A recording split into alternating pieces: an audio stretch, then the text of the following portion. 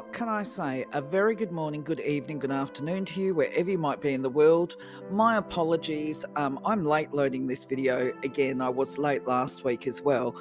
I'm just going to turn around and say, look, I was prepared, but I actually didn't record it yesterday for a few reasons. One, it was actually a really big day.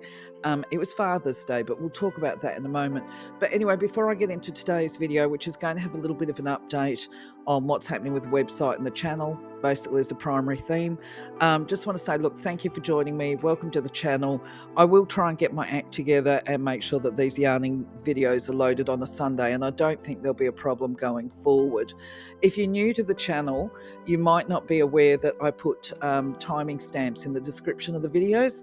So just go and check that out, because sometimes the videos can be a bit long, and I do it for all of my videos. But anyway, I'm just going to jump straight in and get into business today so that I can try and get on top of my time management, just with a big thank you for joining me. Well, so as I said, yesterday was Father's Day, so a big happy Father's Day to all those fathers that are out there. For my family, we ended up doing basically a family reunion. It was a lot of people getting together that we hadn't seen, some of them for about 20 years, which is why I ended up falling behind yesterday. By the time I got home, it was actually, I was a bit too worn out actually from all that socialising to actually do the recording of the transcript. But to put it into perspective, I had to travel, I had to do a 3-hour round trip to actually get to the family gathering. Beautiful scenery, beautiful drive, but the weather was absolutely appalling. Today, though, of course, is the weather is wonderful. So, yeah, look, Father's Day, what can I say? My father has been a parent for 63 years, so it was a case of bringing together all the children, the grandchildren and that kind of thing, and even great-grandchildren. So I hope you had a lovely day. So basically, if you're new to the channel, you won't be aware that sometimes I respond to people's comments that they've made on the videos, on these Sunday yarning videos, and then other times it might just be a thought or a reflection that's come to mind. And this week I've got a couple of themes, mainly because I've been in email with Ilian, and because he's actually loaded a couple of comments onto the videos, and I'm sort of, I guess, being a little bit lazy, rather than typing up a great big email, just talking to some of the topics that we were actually talking about in email. And the first thing was about energy, limitation and belief, because I told him a technique that I was taught many years ago, which actually sounds unbelievable until you give it a go. And so where I'm going with this, because I don't know that he was saying to me like, oh, it can't be true, that's not right, or whatever, but I could understand and hear the is it skepticism or scepticism? Certainly unbelief that it was just too much when I told him that this is actually a strategy that you can do, and it's with the use of crystals. And so where I'm going with this is, what I chose to do is, in regard to energy, to adopt an approach of being open to having the universe prove things to me. And this is particularly in scenarios where it sounds implausible. So there is that saying, of course, that many will have heard, what the mind believes, the body will conceive, or something like that. It's basically, if you believe it, that's what's going to happen. If you have belief in limitation and something can't be done, it doesn't matter how many times people tell you that that's incorrect or that's not true or it can be done differently. It will only, your belief will change once you've actually had that experience and seen something to be true. And so when it comes to the metaphysical stuff, a lot of us have got this rigid thinking that is, well, if I can't see it, if I can't feel it, then it can't be true. But the bottom line is, if we open up the mind and go, well, you know what, actually, just because I haven't seen it doesn't mean that it's not true. I need to be open to allowing a miracle to happen. And to put this into perspective, you know, if you open your mind to the fact, I've never been to Canada. Actually, I've seen snow now.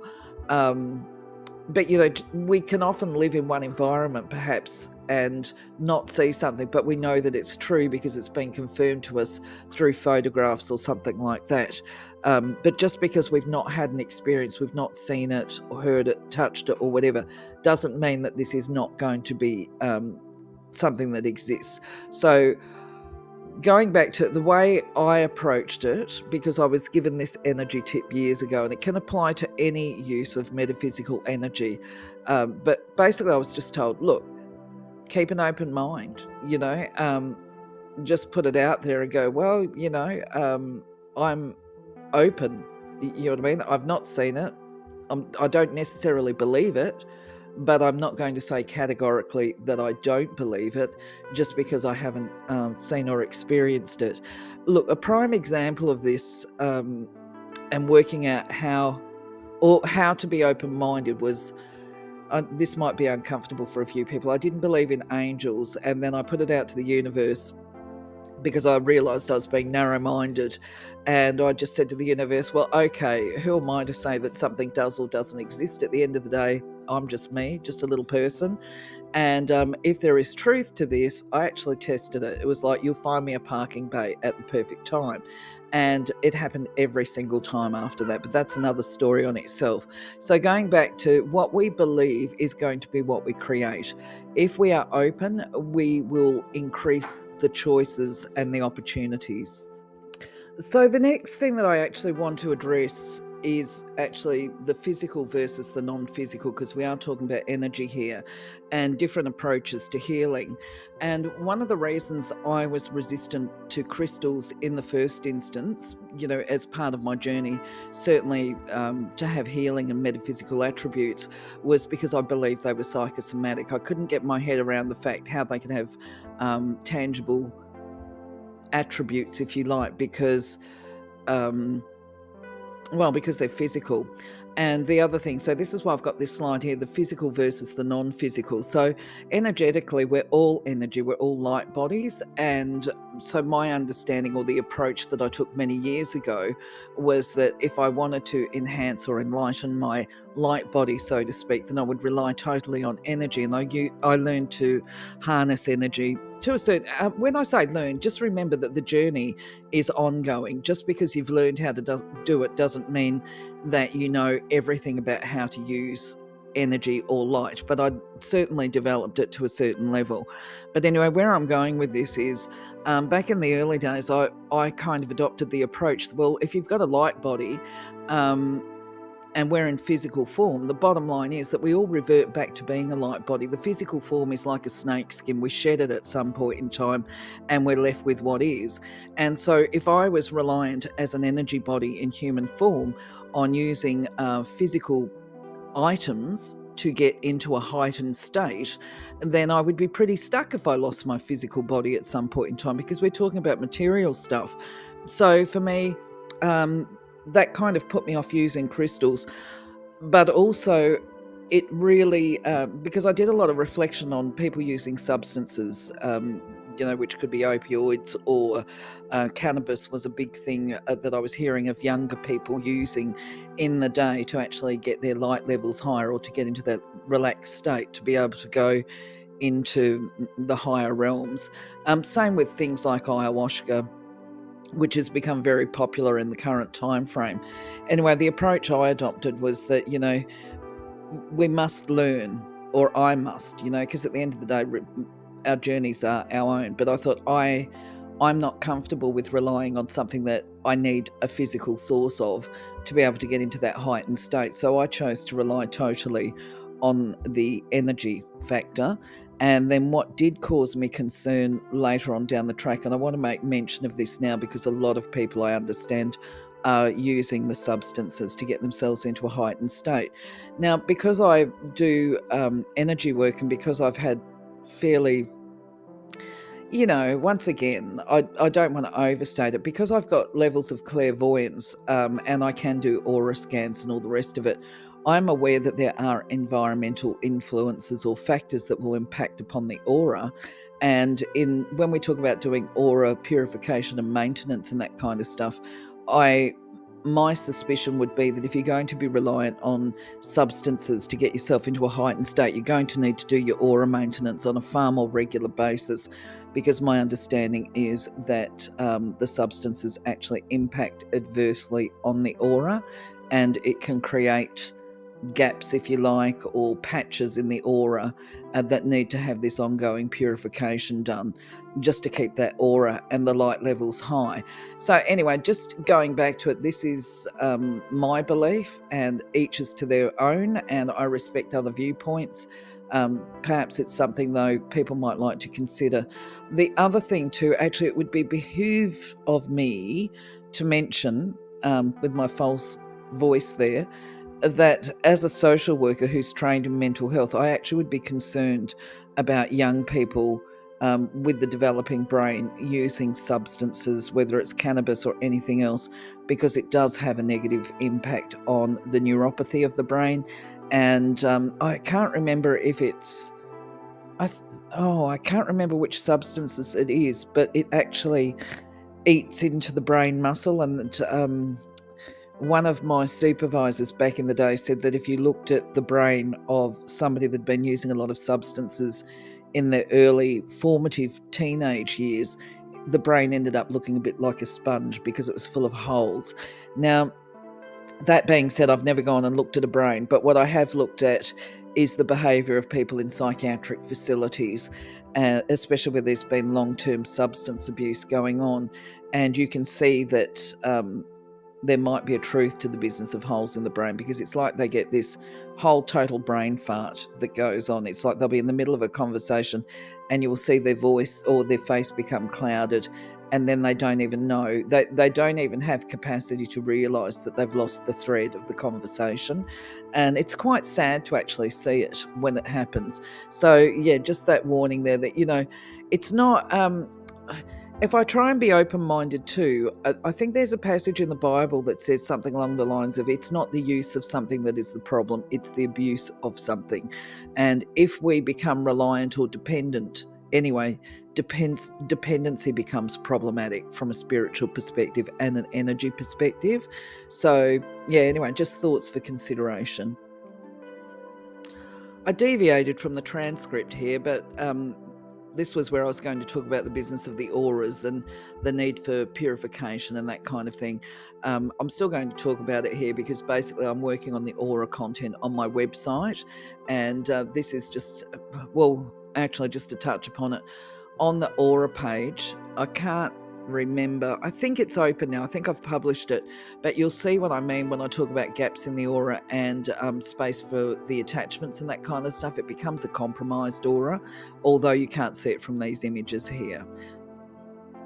And the next tip really to speak about is actually to do with, if people are looking to focus and develop their psychic abilities and their gifts, one of the major factors for everybody to overcome is fear, okay? So this is why when you're attempting to develop your abilities, you look at the chakras and you work with each chakra at a time. You start with that base one, which is about survival.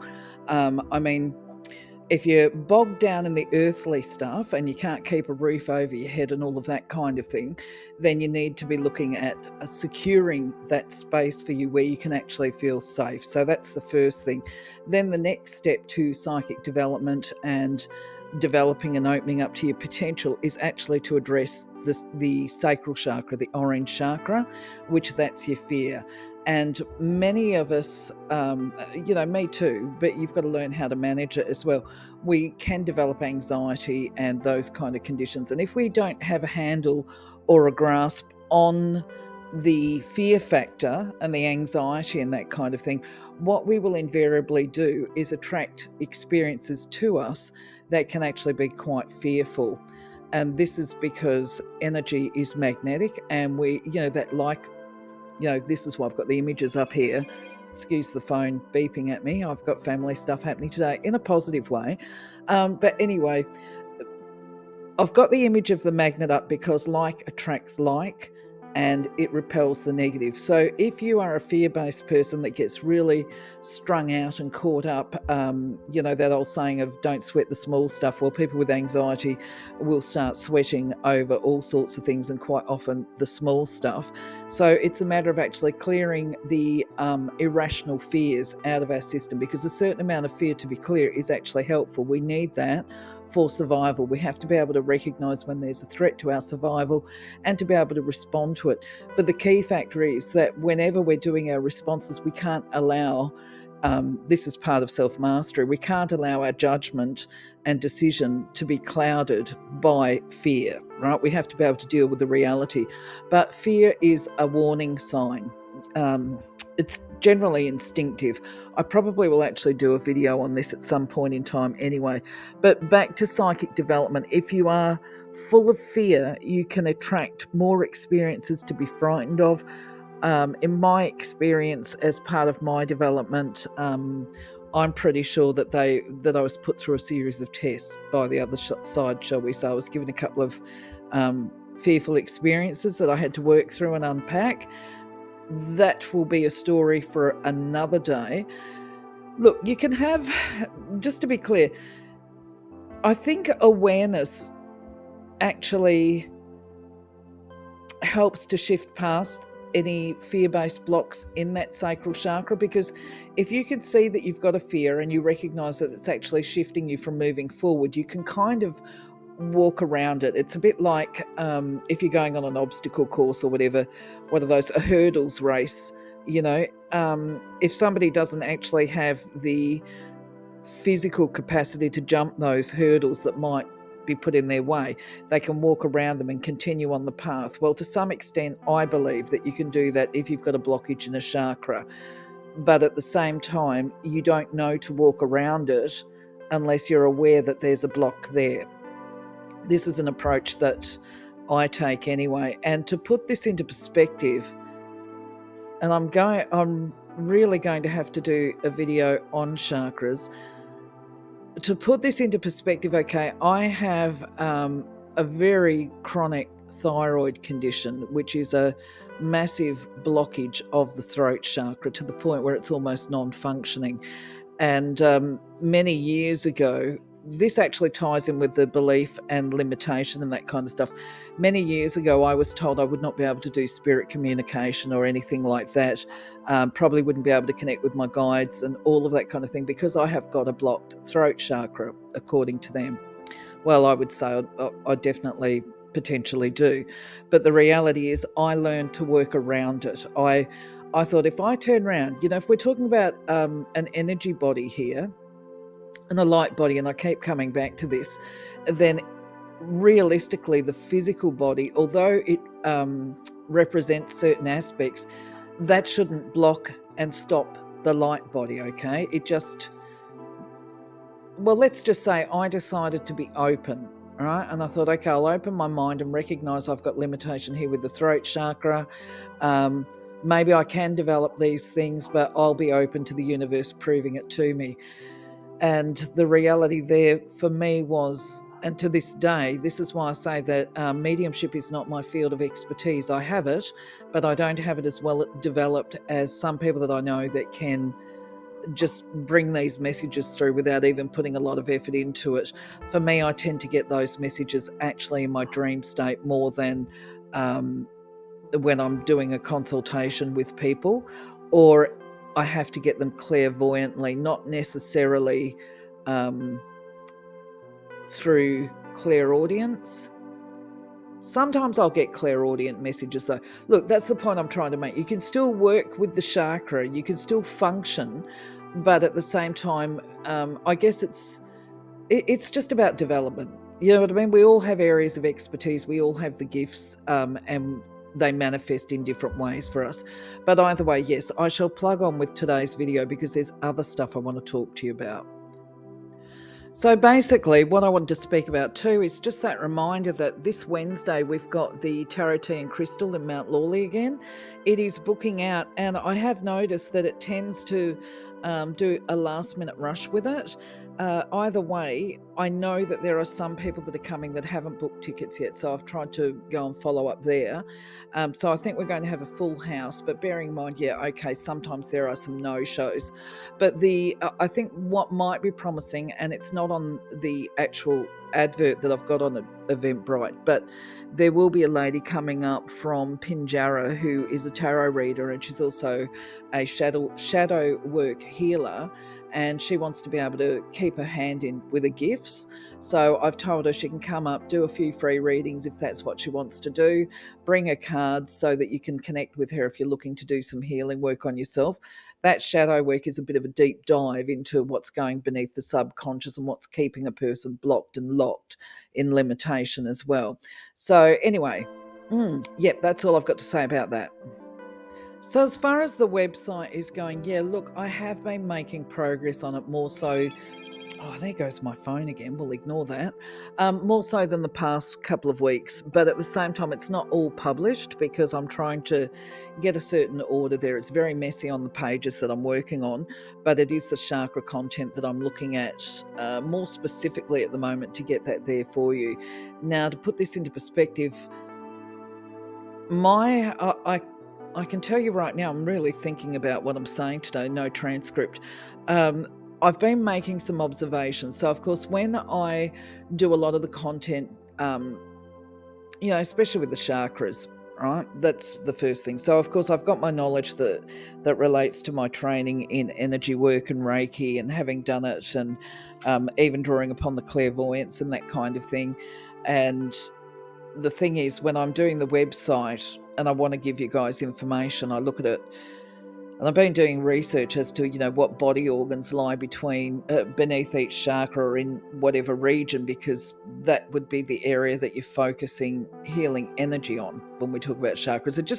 It's all interactive. But anyway, where I'm going with this is I've made some observations that I find a little bit disturbing through my research on what people are saying about chakras. And my recollections are that way back in the day when I first accessed a computer and I was trying to find information about chakras and educate myself, I noticed that there was a whole variation of themes as to how the chakras functioned.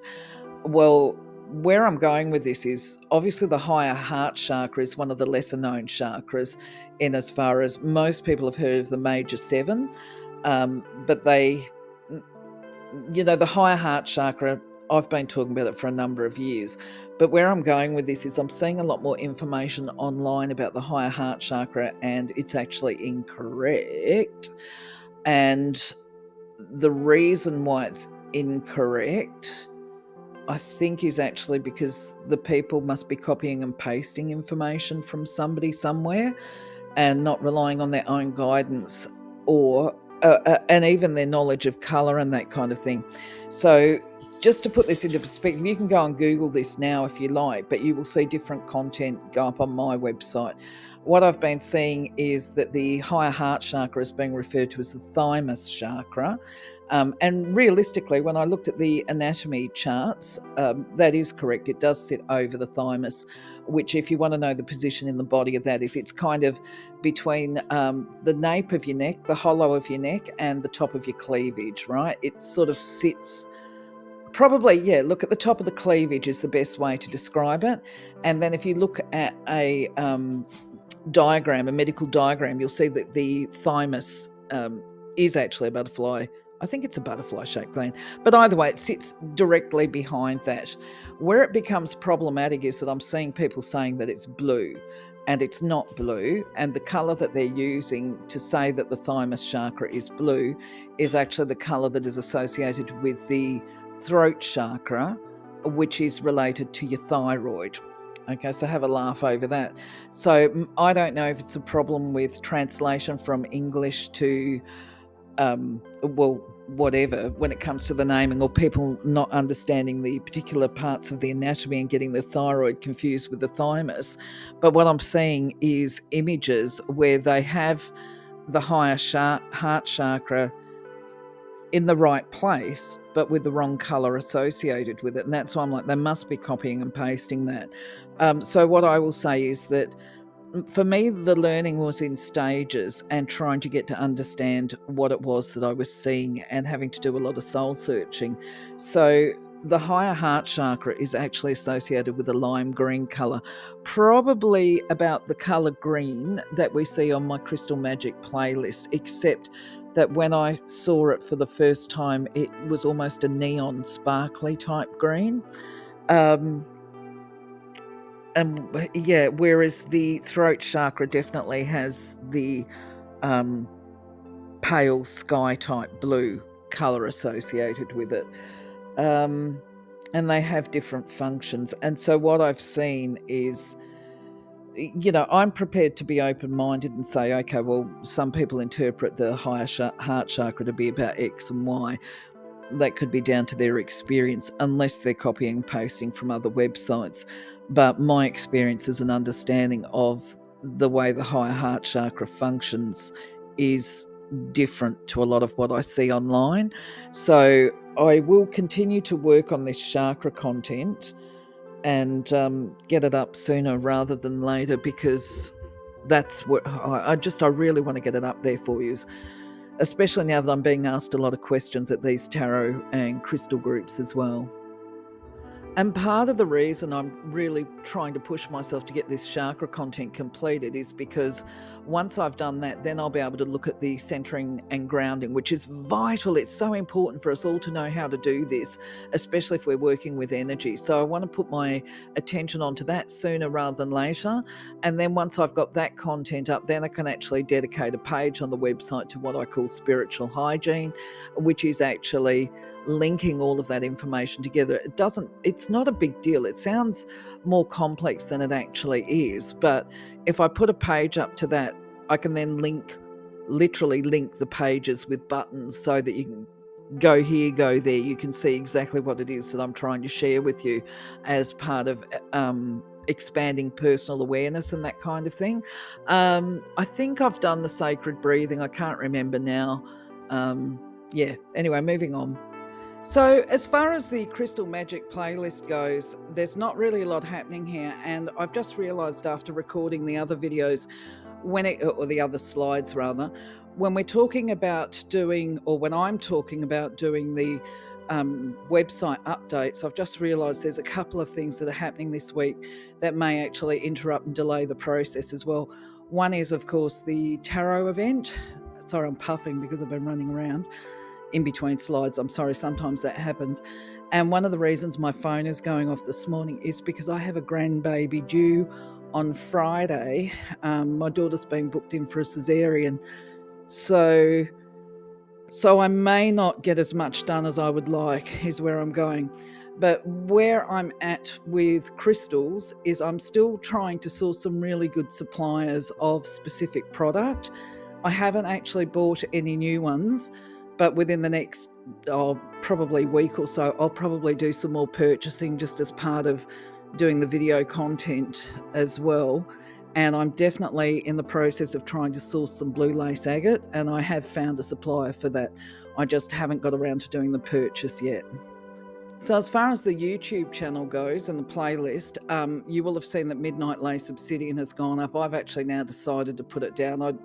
I found that it actually interrupted my function, to be honest, because it left me feeling a little bit flat. I guess when we talk about some things do the shadow work, there was a lot of stuff that came up that I had to process and release, which at the end of the day, you keep doing it. It's an ongoing part of life, I think. Just certainly by the time you get to my age, you've got a lot that has happened over the last 60 odd years, and things arise and you've got to let them go again. You think you've healed a lot of stuff, but it comes back.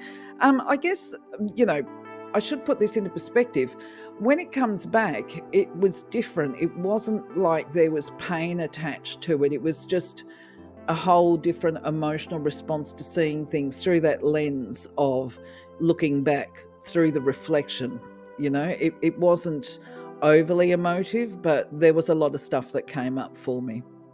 And because I'd fallen behind in my video preps, it was actually kind of good that somebody made a comment on the Chiroit video and pointed out to me that it actually had a fault with it. I needed to fix it and reload it. So that's what happened this week. And that meant that 2 had been loaded. And I only try and put 2 crystal videos up per week because I don't want to spam you all out.